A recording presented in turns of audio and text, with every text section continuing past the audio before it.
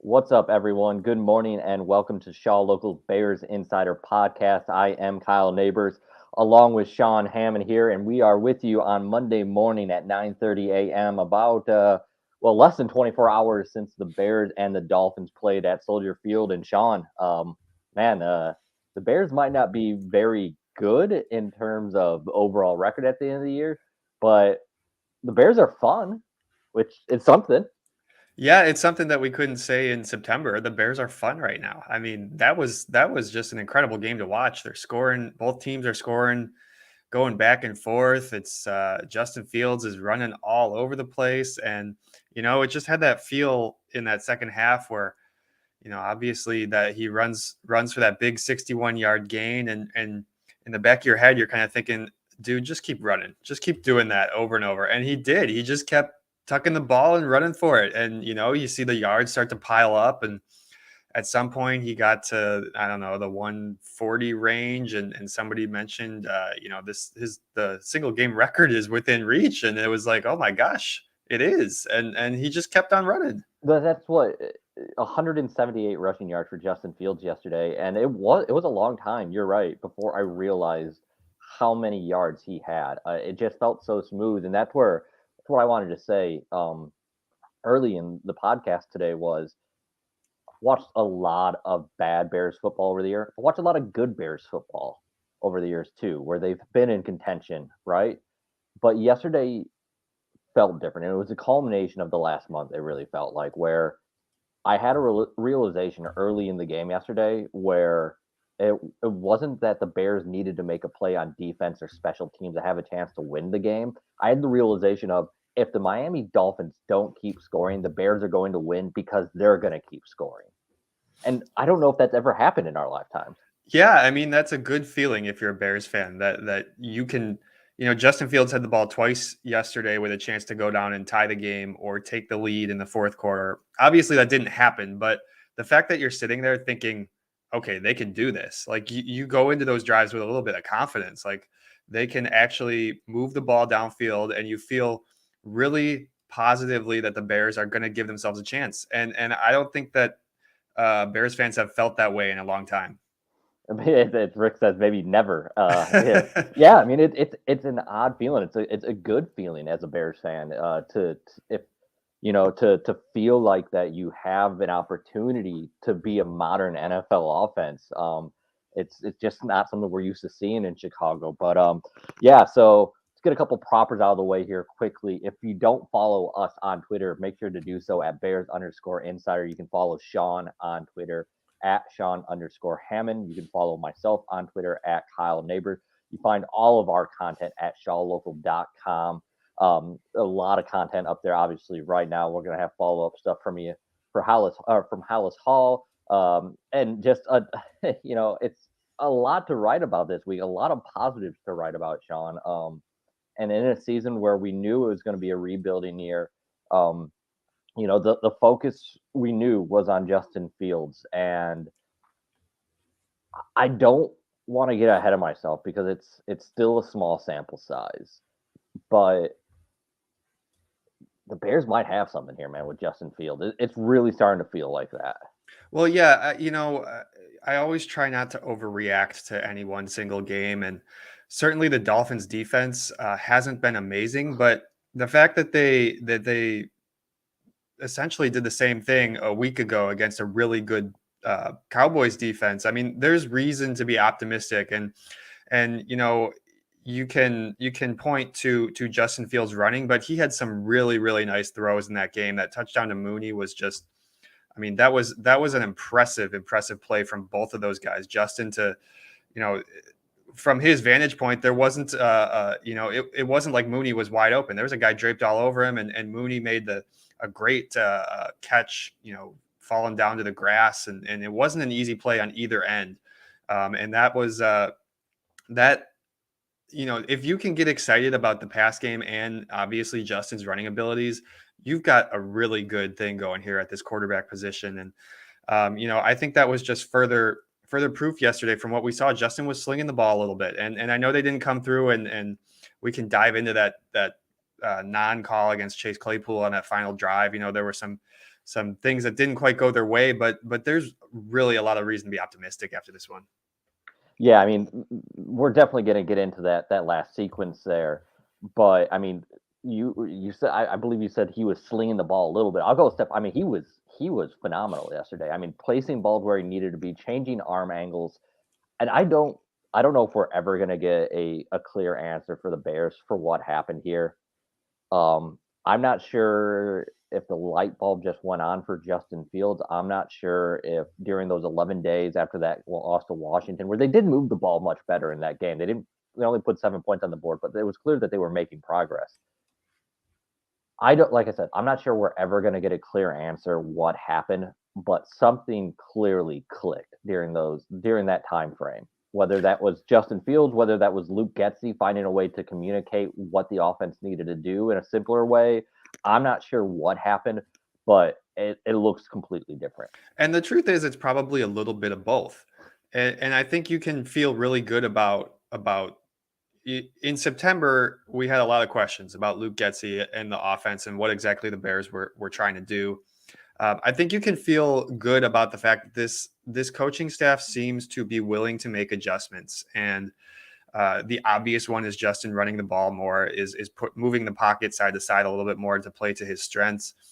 And you come into every NFL season, and those first couple of weeks are really a feeling out process. And I think the Bears have shown that they can make the proper adjustments to play to their quarterback's strengths. And really, that's all you can ask for in a coaching staff. Give yourself a chance to win games. Good friend Mike B. Husky says, we're at 19 starts for Field. Not a huge sample size, but I don't think that is a small sample size anymore either.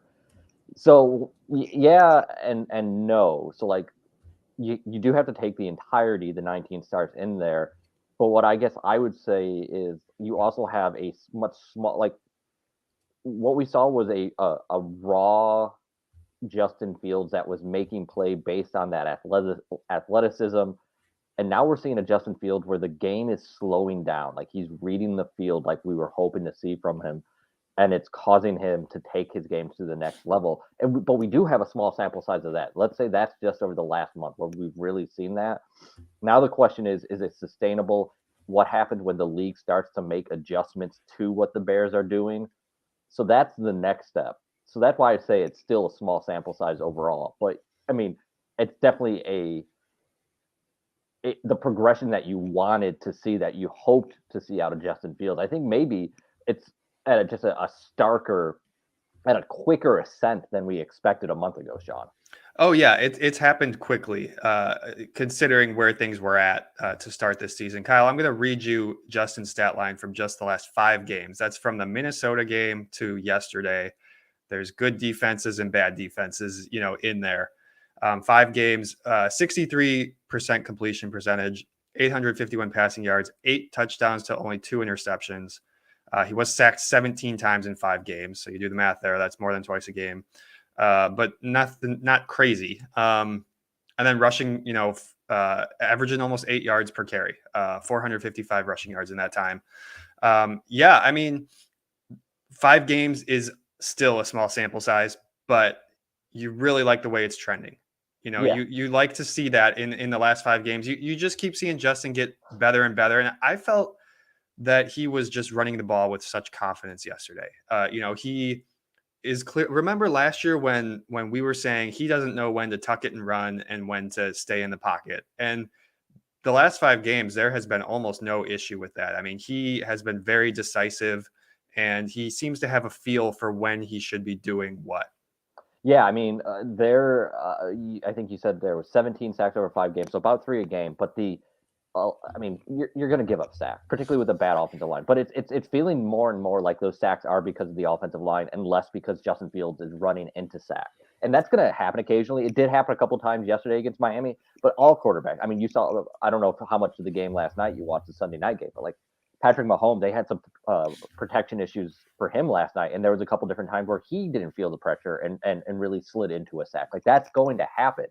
The difference is, on a more consistent basis, you're seeing Justin Fields feel that. And Gary had said Miami tried to use a spy and it didn't work. You could literally see Miami throwing their hands up at different points yesterday because they were getting up the field to Justin Fields, and he was simply moving out of the way, just feeling the where the pressure was coming from. And when they had that spy on, like he would get in his body into a position to beat it one on one. Like it just everything seemed to be working for him yesterday. I love if you guys go over to shawlocal.com, the top story on our Bears page is about Justin from our friend John Dietz over at the Daily Herald. There's a quote in there from Tyreek Hill saying I didn't know that Justin Fields was that fast. You're talking about one of the fastest guys in the NFL who was just praising Justin for that speed. And you can see that, especially on the 61-yard touchdown run.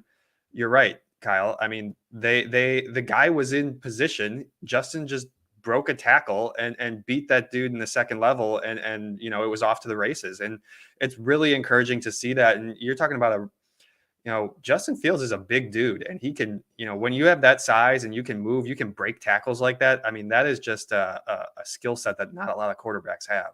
Yeah, I dropped the link to that story into the YouTube chat. If you are watching us live, whether you're on Facebook or Twitter, and you want to ask us a question, if you jump in onto the YouTube page, just look for Shaw Media's YouTube page, look for Shaw Local Bears Insider Podcast. If you type that into YouTube, you'll find it rather easily. You can also find the link on our Twitter pages, but drop that link down there into the chat for you guys. And of course, do us a favor, give us a thumbs up. Like the page, like the YouTube page, and put on the notification bell so when we do go live, that we're going live. We do try and give you guys a heads up here at 9:30, typically on Mondays and Fridays, unless Sean is traveling back from a game. We tend to try and stick to that schedule. Now let's dive into it. I know we got a couple questions about Equanimeous St. Brown in here in that play, and we'll get to that. But let's go back to the play before that. Rick had a question about, will pass interference be a reviewable call in the future? Maybe not for the whole game, but maybe just the last 2 minutes, Sean. I mean, let's answer that question, but at the same time, let's talk about that play, because that, and I tweeted at the time, that's one of the worst no calls you're going to see all year. Yeah, I mean, you had one defender behind him with his arm wrapped around him, and then obviously the other defender was just smothering him from the front. And what is the receiver supposed to do there? That was textbook interference. I mean, the guys were all over him. I thought Chase Claypool had a really good response to that. He could have been much more upset about that when we were interviewing him than he was. He was saying that he was just trying to get back to the huddle for the next play, but then after thinking about it a little bit longer, he said, that we needed that play. That should have been called, and obviously it wasn't. And that, at that spot on the field and in the game, that penalty is going to put you right in field goal range, and you're trailing 3 points. You're already, at worst giving yourself a shot at overtime. And it sucks that that's kind of the way that this game had to end for the Bears, because they did so many positive things. But to go back to the question, I mean, Kyle, they did the pass interference review thing for a year, and nobody seemed to like it, or at least the way it was implemented wasn't ideal. It seemed like there was almost never they almost never overturned their own calls. What was that, 2019? Yeah, I actually completely forgot that was a thing where they were after the Saints got screwed in the NFC Championship game that one year. The following season, they implemented the review the pass interference, and if I recall, they hardly ever overturned it, and it kind of felt a little bit pointless. And then that rule went away after just one season, I think. I think so. I don't know if they scrap the rule or if it just isn't, like one of those things where it's like an old ordinance that's no longer enforced. I think they actually did scrap that rule. Did they scrap? I would assume so. But and Mike B. Husky chiming in there. I'm just gonna call him. So in our friend group, so like I said before, if anyone's Mike is a good college friend. Met him at NIU.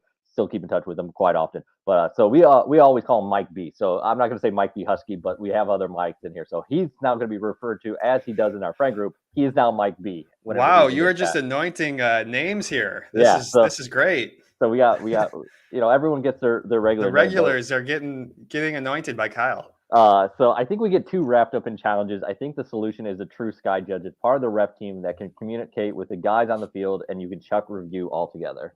I mean, ideally, that would be, I mean, that's the perfect solution, right? In a perfect world, the NFL doesn't seem to want to do that for whatever reason, though. Yeah, I like that. The NFL does. They put so much emphasis on their referees down on the field who have a feel for the game, and on some level, I get that, but I kind of agree that somebody upstairs would be a good person to have in those situations. Yeah, absolutely. So, the pass interference call, it's fairly obvious. Then you get to the next play, and Gary had Gary in the chat here with Sean and Kyle. What was your favorite St. Brown moment after he gets cut when Pringle returns? I'm pretty sure, yeah, comes back.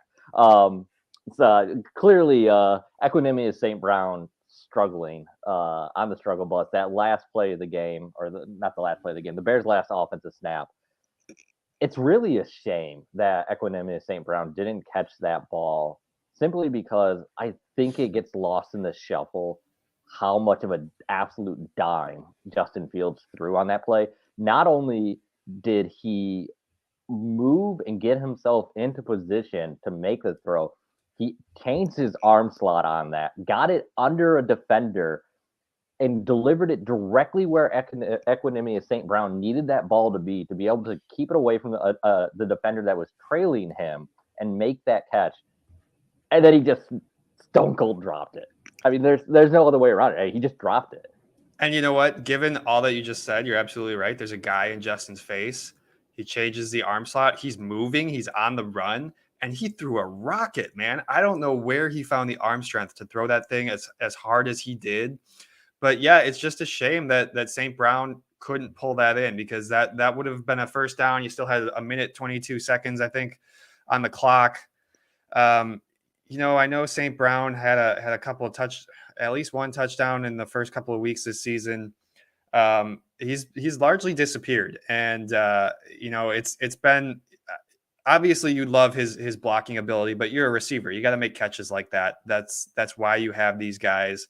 I wonder if maybe they maybe should have called something that looks to Mooney in that situation. Fourth down, go to your best guy. It's easy to second guess that after the fact, because you're right. I mean, the play was there. It was difficult. It was a tough throw for Justin. Maybe not the easiest catch for St. Brown, but a catch that he should have made. Yeah, and I mean, I haven't looked at like the all 22 for that play. I mean, it's possible. I want to see the all 22 on that yeah, play. like Absolutely. I don't know what the first read was on that. Like I doubt St. Brown was the first read. My guess is that there was a receiver to the left that was initially supposed to be the first read. Just what I actually have this pulled up as we're talking about this. Just watching the broadcast view. Yeah, Justin is looking towards his left. Yeah, after the snap initially. I think that was the original play design was to the left, and when that didn't develop, the play was to then slide to his right like he did and look for St. Brown coming across the field. So, I mean, he made the right progression, I'm pretty sure, on the play. Just the ball just has to be caught. There's no way around it. And, we got people following up with St. Brown stuff and Brent Morgan coming in. Packers let him go because of his drops. Yeah. I mean, the reason you got Equanimeous St. Brown on a 1-year deal at such a cheap price was because of his receiving issues, his drops. It's not from all accounts, he's a really smart wide receiver. He gets himself to the right places on the field, and he's a tremendous blocker. There's a reason they keep putting him out there. He's a really smart dude in general. He speaks like 3 languages, Kyle. Yeah, I had heard that. Like everything points to him being a quality NFL wide receiver. He just can't catch the damn ball, and it doesn't make any sense because I mean, you got to the NFL catching the football. It's not like he became a wide receiver at the NFL level. I don't really get it. Like that's a ball that hit him directly in the hands. Yeah, at the end of the day, that's a play that they need to connect on, and he should make that catch. And I'm sure he'd be the first guy to tell you that.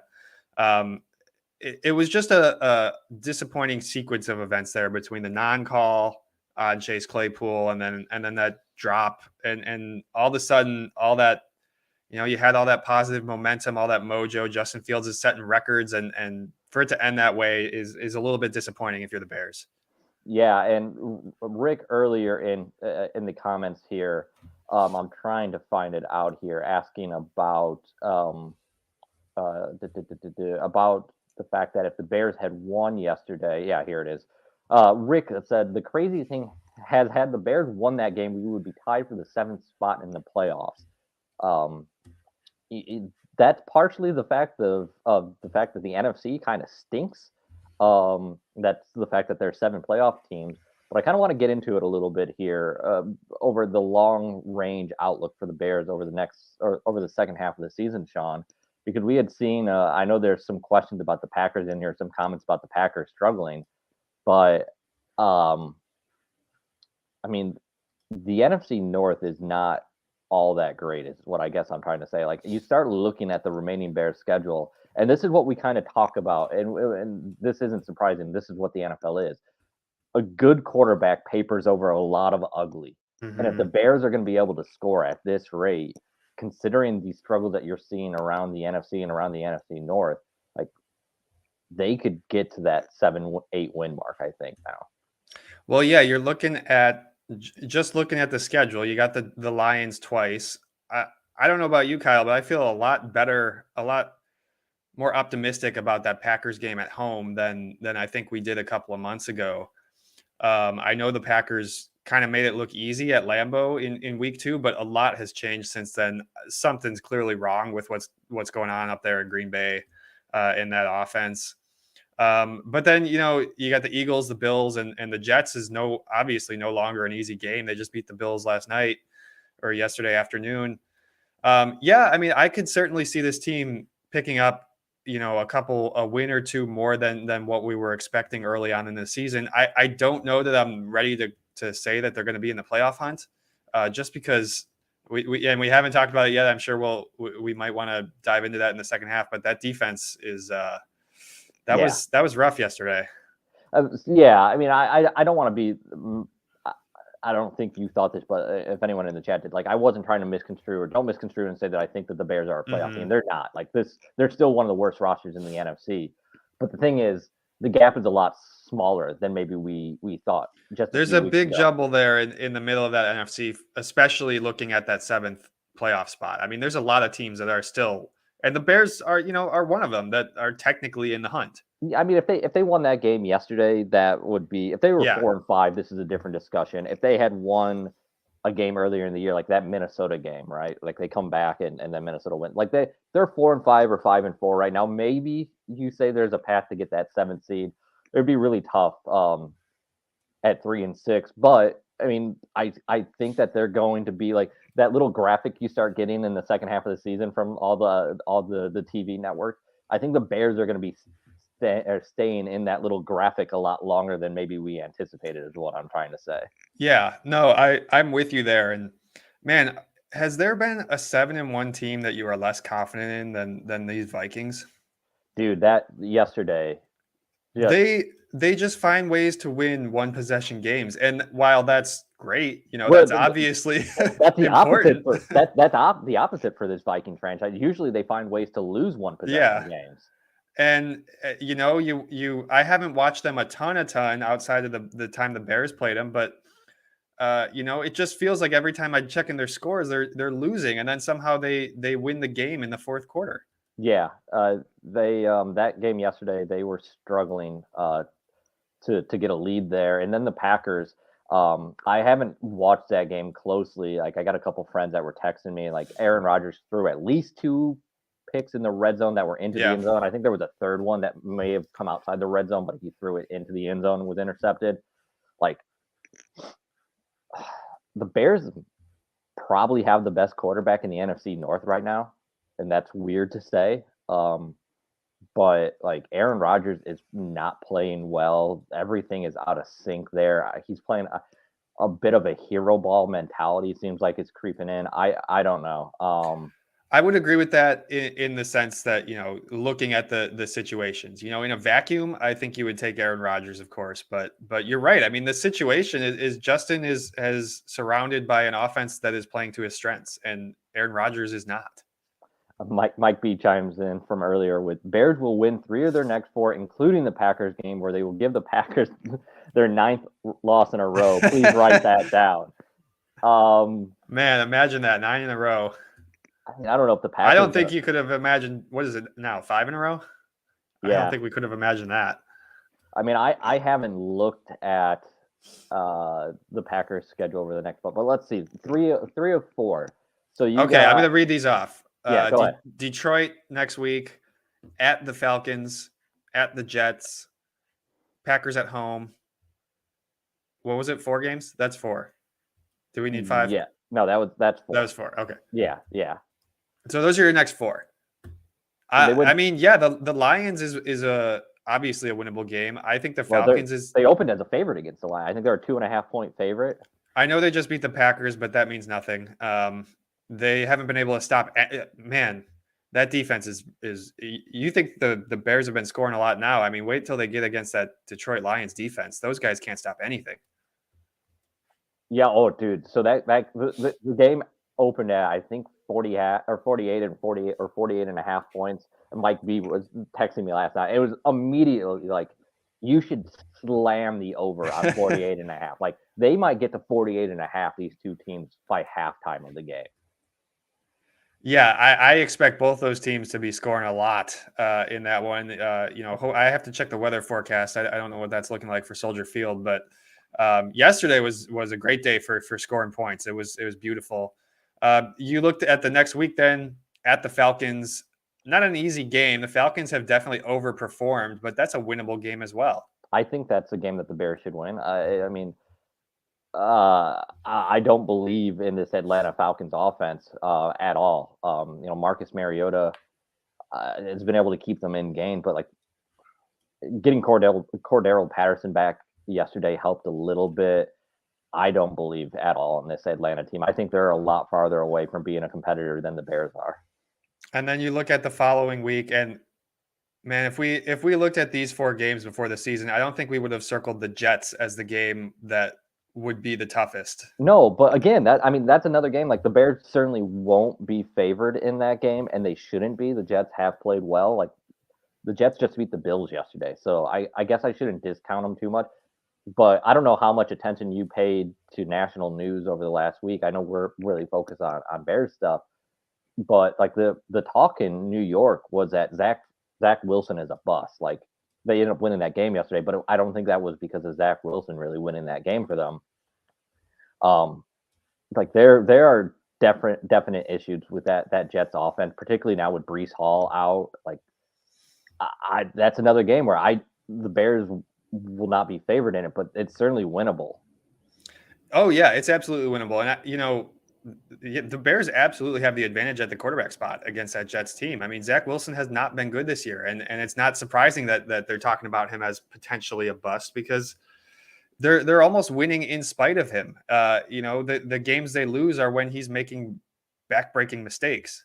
I mean, if Justin Fields is going to continue to play at this rate, not only do they have the better quarterback in that game, they have the better quarterback probably in all 4 games. I mean, unless Aaron Rodgers all of a sudden pulls his head out of his ass, because the Packers offense is just broken right now. So, Mike B had said 3 out of 4. I think that's definitely attainable. And now it's still a bad Bears roster. They could easily find a way to lose 3 out of 4 of those games. They could lose all 4 of those games. I mean, they're bad enough roster wise. But I mean, they could win 3 out of 4, and that would get them to 6 and 7. And then you're looking at games you got a game against Philly, you got a game against Buffalo. Those aren't winnable. I mean, those games shouldn't be winnable games for this team. You can pretty much chalk those up as 2 losses outside of something weird happening, which is the NFL. It's December. It's the weather could play a factor. Those are both at Soldier Field. The Eagles and Bills games, certainly weird things could happen. I mean, but let's say they get to 6 and 7. And they do. Let's say they win one of the Bills games or the Eagles game. All of a sudden, then you got the Lions again and a Vikings team that might have the division will probably have the division wrapped up in that last week of the season. They might not care. Yeah. Yeah. I mean, there is a possibility, Rick, you are right. Like, that come week 18, that the Bears are still technically alive in the playoff discussion. And, they're going to have to scratch and claw their way there if they're going to get there. And it might be one of those situations where they also need, X, Y, and Z to happen across the NFL if they're going to get into that playoff spot. But yeah, a lot of things got to go right to really get yourself into that situation. And number one is you got to beat the Lions this week. I mean, this is a Lions team that you should be able to beat. But they're scrappy. I mean, like, yeah, I mean, and that's the problem. And that's why predicting 3 out of 4 for the Bears or predicting the Bears to win any week is going to be difficult because this defense is so bad. And we can get into that now. I mean, the defense it's among, if not the worst defense in the league, it's among the worst 2 or 3 defenses in football. Yeah, that was rough yesterday. They gave up touchdowns in 4 of the first 5 drives. The only one they didn't was that missed field goal right before halftime, which honestly they might have given up a touchdown if the Dolphins didn't run out of time there before the end of the second quarter. Without Roquan Smith, I mean, this was pretty brutal. Not that Roquan would have made the difference between a win or a loss there. Obviously, those Dolphins receivers, Tyreek Hill and Jalen Waddle, are pretty dynamic, and really those guys. Tyreek Hill had a heck of a game yesterday. It's crazy how you just look up and he has 150 receiving yards against pretty much anybody he plays, and that's wild. That dude is one of the best in the league. But yeah, the Bears are going to struggle to stop anybody. I think we kind of saw that. We did see that in that Cowboys game, even when Roquan was on the field. They have too many holes right now. Even if you have a really good linebacker in there, that's not going to make enough of a difference to keep the other team from scoring 35 points. Well, they have an absolutely zero pass rush. I mean, it all starts there. They cannot get to the quarterback at all. Now, I can't remember which Bears beat reporter was. I apologize. I'm not sure if it was Adam Johns or Kevin Fishbane. I'm not sure who it was, so I apologize for that. But I do know that, and there was only a small sample size where the Dolphins only had 4 pass attempts in that fourth quarter, but the Bears started bringing pressure more. And Tua, that was the first time where I believe he struggled all game was in that fourth quarter.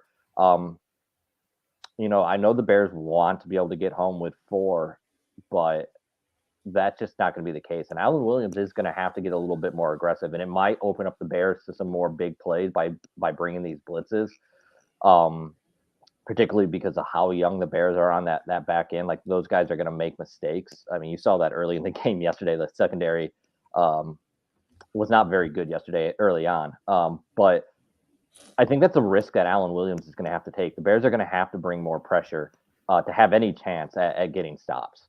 Yeah, I mean, we talk about it a lot in regards to the offense and Justin Fields, as far as the coaching staff adjusting to what they need to do to keep themselves in games. And the defense, I know you want to get home with 4 pass rushers, but it's just not working. And it wasn't working with Robert Quinn. It's definitely not working since you traded him.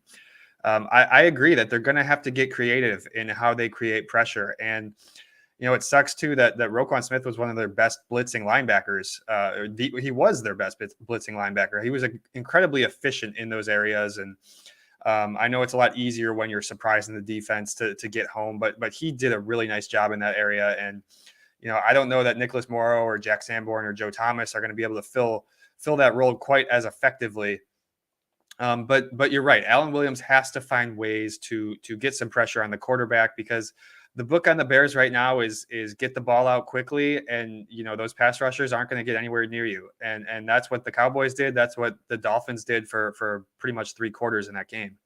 I'll throw this question out to you, but I want to throw it out to the chat as well, and then I'm going to do a read quick for our sponsor. But before I do that, the question I got for everyone here is, out of those defenders that you saw playing, whether it was Jack Sanborn or Joe Thomas yesterday, and like I said, I haven't had a chance to go back and watch the game for a second time yet. And I know, Sean, you'll probably do that today as well. Is there any of those linebackers or anyone really in the defense that did stand out yesterday that you felt like was making plays that you're like, hey, I want to see more of that guy? So throw that into the chat, Sean. I'll let you think about that while I do this read here, and then we'll come back and talk about that. But so the Bears Insider, Shaw Locals Bears Insider podcast is sponsored by Marengo Guns. Marengo Guns, always buying, always paying top dollar for your guns, ammos, and military items. Come see the experts at Marengo Guns, open 9 a.m. to 7 p.m., 7 days a week. Now, Sean, as I said, was there anyone on that defense yesterday that did make some plays that you thought, hey, I need to see some more of this guy? Well, I'm not going to say that it was all positive, but I do want to see more of Jack Sanborn. I don't necessarily think he's going to be your long term answer, but the Bears prioritized him as one of their guys that they went hard after he went undrafted. You do that for a reason. You see a guy like that fall through the draft, and you want to take a chance on him. And there were some times where he was burned in the passing game. A couple of times. There was one real bad one where they just had a matchup that you probably don't want Jack Sanborn on one of those really good receivers if you're the Bears. But Yeah, that's going to be the issue. That's going to be the Jack issue. Sanborn. He doesn't necessarily have the speed to match up in those situations. Yeah. Eberflus said after the game that he thought he did a really good job in the run game, and that's where his strength is going to be is filling those gaps in the run game. But you also don't want to have a liability out there. I'm willing to just wait and see a couple more games. I mean, this was the first time he really got to play defense with any consistency. 88% of defensive snaps yesterday. I'm just looking at this for the first time this morning. He's one guy that I want to see more. Nicholas Morrow is a good player. I think he can be part of your future, but I don't know that he's nowhere near the level of a Roquan Smith. And I don't necessarily need to see more of him in terms of just getting to know what he is. But I think he's proven that he can be a solid linebacker in your system. Yeah, I think Nicholas Morrow has a place on this team when it's ready to contend, whether that's next year or the year after. Jack Sanborn, going back to that, it's a very instinctive player, a very smart player, and that is why he's so good against the run. Like, he's not going to miss his assignment and miss his gap very often. But as you said there, like, the reason he was an undrafted free agent is because, like, he does not have the speed and athleticism to match up with the NFL style athlete. The question is, the ball skills and the smarts are so strong. Is with time, can he use those to make up for the lack of athleticism to make himself, maybe, I don't think he'll ever be an above average NFL linebacker, but like at least short term, like he might be good enough to fill in, and he might find be able to stick on a roster because of it. A guy that I kind of think like that is someone that we would know from the Crystal Lake area, Sean, and Dennis Gardeck down in Crystal Lake, a Crystal Lake South grad that playing with, I think he's still in Arizona. But a guy that's been able to kind of carve out a role for himself. I could see something like that for Jack Sanborn. Yeah, and maybe this comparison just comes because I'm thinking of white linebackers who played for the Bears, but Nick Kwiatkowski from a couple of years ago, he wound up moving on. Mike getting a contract. Message. I believe Mike B sent me that text. He mentioned Nick Kwiatkowski, so that's funny that you bring that up. Rick had said in here too, Justin Jones. Yeah, I thought Justin Jones played pretty decent yesterday, and then Sam Rush with Justin Jones and Brisker played okay. Jaquan Brisker, that's the name when we talk about bringing more pressure with Eddie Jackson playing better in this system and really patrolling the deep part of the field. And what you have at the cornerback spots and Jalen Johnson and Kyler Gordon, which both of those guys are still learning. But like, I do think that is one area where maybe you start seeing Jaquan Brisker. And this isn't something you're doing all the time, but you're going to maybe see him blitzing a couple more times. We've seen it occasionally with him. I think that's the strength of this defense, and that might play to his strength. Well, yeah. I mean, he leads the team in sacks with 3, or he's tied at the lead.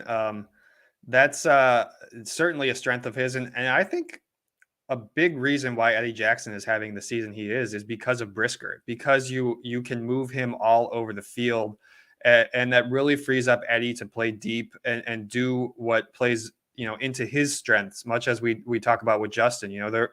They're getting Eddie Jackson in situations that are favorable for him, and they can do that because Brisker can move all over the field. You see him line up in the box. You see him fall back deep with Eddie sometimes. That versatility is really valuable at the NFL level. I want to go back to the offensive side now as we're talking about trying to fill out this roster, trying to find some spots for guys, right? So I think we know we know where the defense is, and we know what the strengths are. There's not very many of them, but we know where the weaknesses are, and we know it's going to take time. So let's do that on the offensive side too, right? Outside of Equanimeous St. Brown, which was a clearly put himself in the crosshairs with that game and that drop at the end of it. But another point of trepidation for Bears fans, understandably so far this season, has been the offensive line. It played pretty well yesterday. We saw Riley Reef get another start at right tackle. Overall, Sean, how do you feel the offensive line performed? I feel like overall you can feel pretty positively towards how they played both in this game and in that Cowboys game. You have a really good pass rusher in Nick Chubb on the other side there for the Dolphins playing his first game in Miami. You had a guy like Micah Parsons with the Cowboys, and neither of those guys really wrecked the game. You didn't see them getting in there and disrupting consistently, and I think that's a positive. I'm not not surprised that they have made the move to Riley Reef. I guess Borum. Obviously, it sucks that he had the concussion, and that's initially why they put had to sideline him in that Cowboys game. But then Riley Reef comes out and plays pretty well against the Cowboys, and they decided to stick with him. You got a veteran there who was on your bench for 7 weeks. He's done this at a high level for a number of years. If he can help you keep your quarterback clean right now and go out there and do that, I think you got to make that move. And I think that's what the Bears ultimately decided. So what you've seen with Riley Reef, whether that was in Detroit, Minnesota, or his 1 year with Cincinnati, right? Was it Cincinnati last year? Yeah.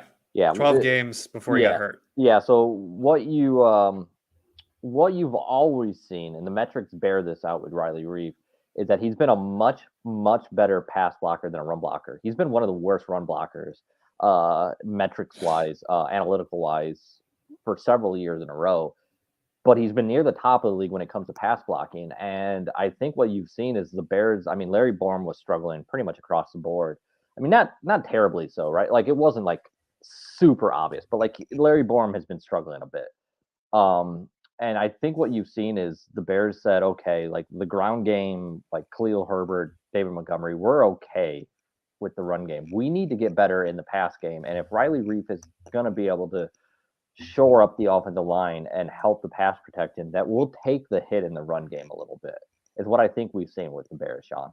Yeah, and if Justin Fields can essentially be your run game, I think that's a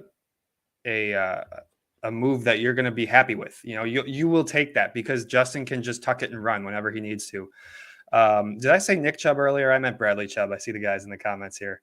Did you say? I'm getting my. I don't know. Maybe I didn't say that. I hesitated in that moment. I was mixing up my Chubbs there. Bradley Chubb was frustrated. Brent said Chubb was getting frustrated and not getting to field. Yeah, and then Mike, he was beyond credulous multiple times. There were a couple different times where you saw Bradley Chubb kind of like the body language, like you saw the hands go up like this one time, like you saw the shoulders just kind of like sag a couple different times. Like he was certainly getting annoyed with Justin Fields' ability to recognize where the pressure was coming from. And so now we try to look at this offensive line thing big picture. You got Riley Reef in there, possibly going to be your starter moving forward. I would say it seems that way, at least for now. You got Braxton Jones on the left side.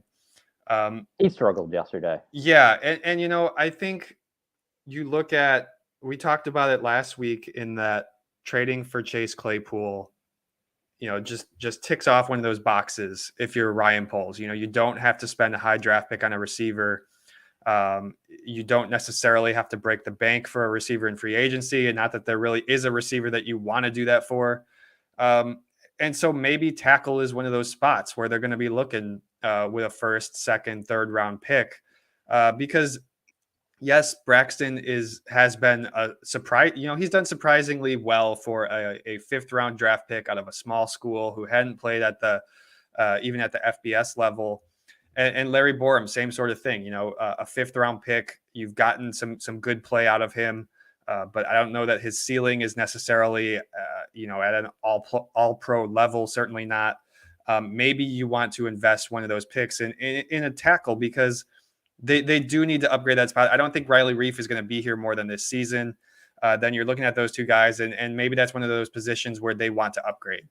Yeah, I think that certainly when the Bears are ready to contend, I think you're going to see more solid. Like even Braxton Jones and Larry Borom might have long-term places on this roster where Larry Borom is serving as, particularly Borom, like Borom is serving as your swing tackle, a guy that can step in and play both sides of the ball. But I do think that the Bears are going to want a more established tackle when they get to that point. For now, it's fine to work around with those young guys and see what you have in them, because it's not like you got a lot you can go out and do right now to improve the position.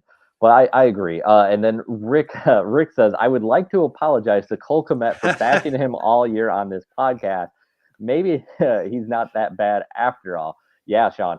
Cole Kmet, touchdown machine all of a sudden. Yeah, 3 touchdowns in 2 games. Cole Kmet is back after what, 2 touchdowns. Somebody tweeted it, 2 touchdowns in his first 40 games or something. He's got 3 in the last 2. They're finally making him a target in the red zone, and that's absolutely what they have needed to do. That's clearly, he's a big body. That's clearly what you want to do with your tight end. It's good to see them actually targeting him in those situations. And again, you're starting to feel like, all right, you solved the quarterback position. You made a good trade for Chase, a solid trade for Chase Claypool. I think we're fairly confident. Like maybe he's not a number 1 receiver, but we're fairly confident that Chase Claypool can play, right? You combine that with Darnell Mooney, then you bring in Cole Kmet. Like if Cole Kmet all of a sudden is a viable offensive weapon, like you start to see the pieces here and you start filling in the gaps, and you're like, if you're Ryan Poles, okay, maybe I don't have as many gaps to fill in with this roster as I thought I did heading into this season. And all of a sudden I got all these draft picks. I got a ton of money to spend this offseason. You start to see the pieces here. And again, it's really early. Let's not get ahead of ourselves. Like this could go back to looking like it did the first month of the season. NFL teams are really good at adjusting. Like teams are going to start adjusting back to the Bears, what the Bears are doing on offense. And then the Bears are going to have to make a secondary adjustment. But you're starting to see some pieces in place that give you the confidence that this is headed in the right direction, and that maybe that this isn't quite the heavy lift for Ryan Poles in the front office as we thought it was going to be after this year, Sean. Yeah, and I think getting a receiver really helps that narrow down that list of concerns. And yeah, you're right. I mean, Cole Kmet has gone through stretches in his career where he's been pretty quiet, but there's obviously the potential there. You can see what the Bears saw in him initially coming out of college, and he's been out there 90+% of snaps all season long. He's a guy who's on the field a lot for you, whether he's running a route or blocking, whatever it may be. They still think highly of him, whether he's catching touchdowns or not. So he's certainly going to be a part of your team moving forward, certainly next season. But yeah, you're right, Kyle. I mean, it's one less. You can feel that list of needs solidifying, I guess. You're starting to get a feel now midway through the season of where the Bears need to focus their efforts this offseason and where they where they don't necessarily need to put as many big time assets. Yeah, we're going to go ahead and get ready to wrap up here, guys. If you have more questions or comments you want us to get to, throw those into the chat here in the next couple minutes. Sam Rush had said, I can see the Bears trading for wide receiver Michael Thomas to get him out of New Orleans and motivated again. I bring that up not specifically for the wide receiver as much as we talk about the way things going. It's going to be interesting to see how Ryan Poles, once we get to the offseason, how he augments the roster, right? Because a guy like Michael Thomas is probably going to be available. Like Sam, I don't think you're off base with thinking like trading for someone like that makes sense. But I'm not sure how the Bears approach it, because like you don't want to. Michael Thomas did sign an extension, I'm pretty sure, a pretty hefty one at that. And he's signed through 24. Yeah. So I don't know how much of that money is guaranteed still on that contract, but what It I looks would like say a lot. Yeah, what I would say is you don't want to tie up assets into aging assets or you don't want to tie up money into assets that you're not sure can perform long term for you. So like Michael Thomas, like we haven't seen Michael Thomas play at a high level for what, 2 years now, 2.5 years. Like I like the player that Michael Thomas was, but like I don't know if he's still that player, and I don't know if it's injuries. I mean, he certainly has had some injury issues, but like there's a lot going on in that situation. So what I would say is like we don't know how Ryan Poles is going to address the offseason, but it seems like he's more than happy to not take those big swings on a player like that is what I'm saying. Yeah, I don't necessarily see him taking a risk on a guy like that, a guy who hasn't seen the field much the last couple of seasons. And he comes with the baggage of that big contract. But it all depends on what the move would be. You could, as we saw with the trades that the Bears made to get rid of some of those big contracts, they could eat. You could probably talk the Saints into eating some of that contract to get him off their roster. But I don't know that that's a move that Ryan Poles is going to be prioritizing at this point. Not Because go sorry, ahead. so I was gonna say like someone like Michael Thomas, I don't see that, but like what you could see, and if this continues to progress where you don't feel you have as many holes as you thought maybe going into the offseason, and I'm not sure because like the Bears do need a lot on defense still. They're gonna want to upgrade still on the offensive line. But like I don't think Michael Thomas is a trade you're making, right? Although at least you can probably get it a little bit cheaper. But like if and we don't know what things are going to look like right now, but wide receivers tend to become trade targets in the NFL. You saw that with AJ Brown, you saw that with Tyreek Hill. What I could see, however, if Ryan Poles makes the determination that they're further along than he expected to be after the first year because of the progression of Justin Fields, and like I said, if you come up with a scenario where let's say like Jerry Judy, I'm just throwing a name out there. Like maybe this isn't working with Denver and they decide they want to move on from Jerry Judy, right? That's the type of name I think you could, or type of player, or like Hollywood Brown was traded in the offseason. There's another guy, right? That's the type of trade I think you could see Ryan Poles make the determination. Okay, Justin Fields is the real deal. I'm going to go out and get him help from an ascending wide receiver and not someone where I feel like I'm hoping that they still can play at a high level. Yeah, I mean, you're absolutely right, Kyle. I mean, that's what we saw a lot of last off season. That was the big storyline is you got to look at the receivers whose contracts are nearing the end and they're going to need a big a big extension. And is the team they're currently on going to give them that? Because if not, those become the trade targets. Those become the Devontae Adams and the Tyreek Hills. And that's at least last off season. If you want to get one of those guys, that's what you have to do, and that would obviously involve giving up some serious draft assets too. Um, I don't know. I don't know how much of a priority that's going to be this off season because you have your Mooney and your Claypool, and I think they feel optimistic that one of those guys is gonna step up and be that number one receiver, or at least 1A and 1B. But certainly, if they get through next year and it's not good enough, they're going to be looking for a wide receiver in the near future. Yeah, and this is a good place to wrap it up here, because I want to say I was a bit surprised actually with how many snaps Chase Claypool got yesterday. Like I know the Bears or Matt Eberflus on Friday had left it pretty much wide open. Like I believe the range was like 10 to 30 snaps or something like that, or 10 to 4. Like it was a fairly wide range for how much we were going to see Chase Claypool. I felt like that was actually kind of on the higher end, Sean, of what I anticipated, considering he just was he just joined the roster on what, Tuesday. Yeah, he wound up with 26 snaps, which equates to 35% of offensive snaps, 6 targets. I mean, Yeah, that's about all you can ask for a guy coming in on short notice. Those numbers are only going to go up. He's only going to be more involved, and you see that Justin already is throwing him some deep balls, and you like that because That's one of those ways that plays into his game, and that's one of his strengths. And certainly that the Bears are going after that early. That's a good thing.